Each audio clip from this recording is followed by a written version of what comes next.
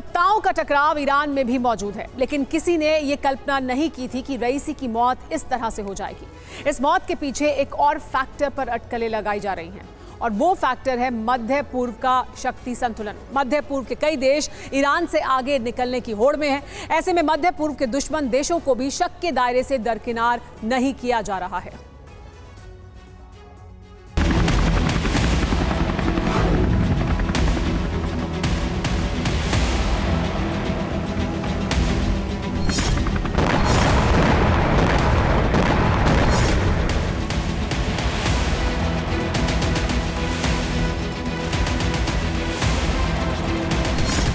19 मई को Iran Azerbaijan के border पर ईरान के राष्ट्रपति इब्राहिम रईसी का हेलीकॉप्टर क्रैश हुआ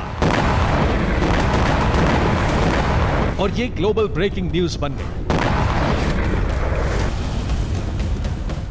ईरान में शोक की लहर दौड़ गई।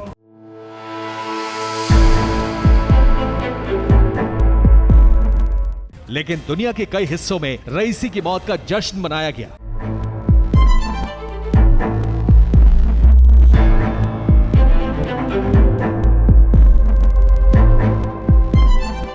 ईरान दुनिया के बदलते शक्ति समीकरणों में अमेरिका का विरोधी और रूसी खेमे में भागीदार है।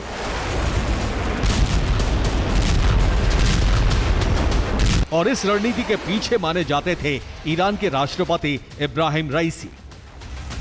इसीलिए इब्राहिम रईसी की हत्या की आशंका एक नहीं कई देशों पर है। रईसी के हेलीकॉप्टर क्रैश साजिश का सबसे पहला शक अजरबैजान पर है। इसके बाद दूसरे नंबर पर इजराइल है। यूक्रेन भी साजिश के पीछे हो सकता है।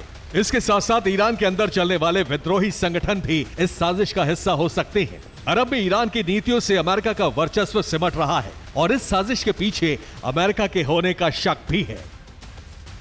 19 मई को जब रईसी के हेलीकॉप्टर क्रैश की खबर आई थी, तभी इजरायली सेना के पूर्व इंटेलिजेंस चीफ ने कहा, ईरान के लिए रईसी से बुरा राष्ट्रपति भविष्य में ढूंढना मुश्किल होगा। यह इस बात का संकेत है कि रईसी इजराइल के टारगेट पर थे और इजराइल ने रईसी की हत्या के लिए अजरबैजान का एयर स्पेस इस्तेमाल किया। रईसी भले ही डैम परियोजना का उद्घाटन करने अजरबैजान गए थे, लेकिन दोनों देशों के रिश्ते पहले से ही खराब थे।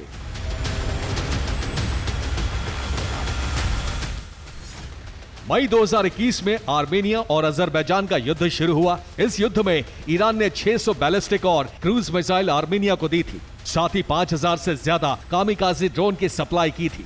साल 2022 तक आर्मेनिया को ईरान की हथियार सप्लाई जारी रही।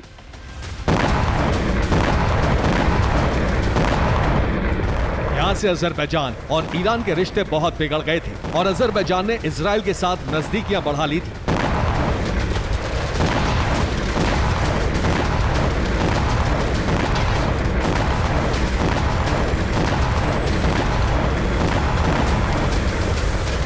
ईरान के पड़ोसी देश के अलावा यूक्रेन भी इस साजिश के पीछे हो सकता है।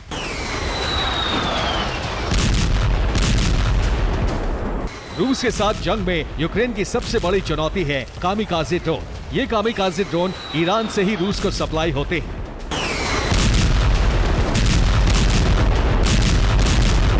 ईरान शाहिद सहित कई कामिकाज़े ड्रोन रूस को सप्लाई करता है। इसलिए इस आशंका को खारिज नहीं किया जा सकता कि जिस तरह यूक्रेनी इंटेलिजेंस एजेंसी HUR रूसी ठिकानों को निशाना बनाती रही है, उसने ही रईसी के हेलीकॉप्टर को गिराने की साजिश रची है। शक की सबसे बड़ी सुई अमेरिका पर जाकर ठहरती है, क्योंकि गाजा युद्ध छिड़ने के बाद ईरान ने ही अमेरिका के खिलाफ रणनीति तैयार की।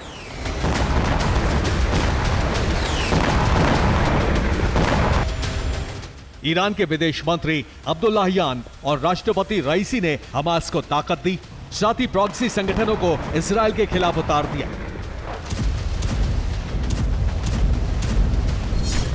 इसके साथ साथ अरब में अमेरिकी सैन्य बेस पर प्रॉक्सी संगठनों ने हमले शुरू कर दिए।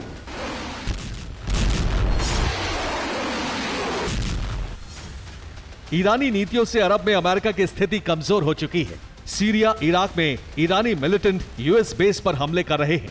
लाल सागर में यूएस इजराइल के जहाज हूती का टारगेट है। सऊदी अरब से ईरान के रिश्तों में सुधार से अरब में अमेरिका के एकाधिकार को चुनौती मिल रही थी। इसलिए अमेरिका इस साजिश के पीछे हो सकता है, या फिर अमेरिका ईरान के विद्रोही गुटों से हमले की साजिश कराने के पीछे हो सकता है। ये तस्वीरें लंदन से आई हैं, जहां ईरान के विद्रोही गुटों के समर्थक रईसी की मौत के बाद जश्न मना रहे हैं।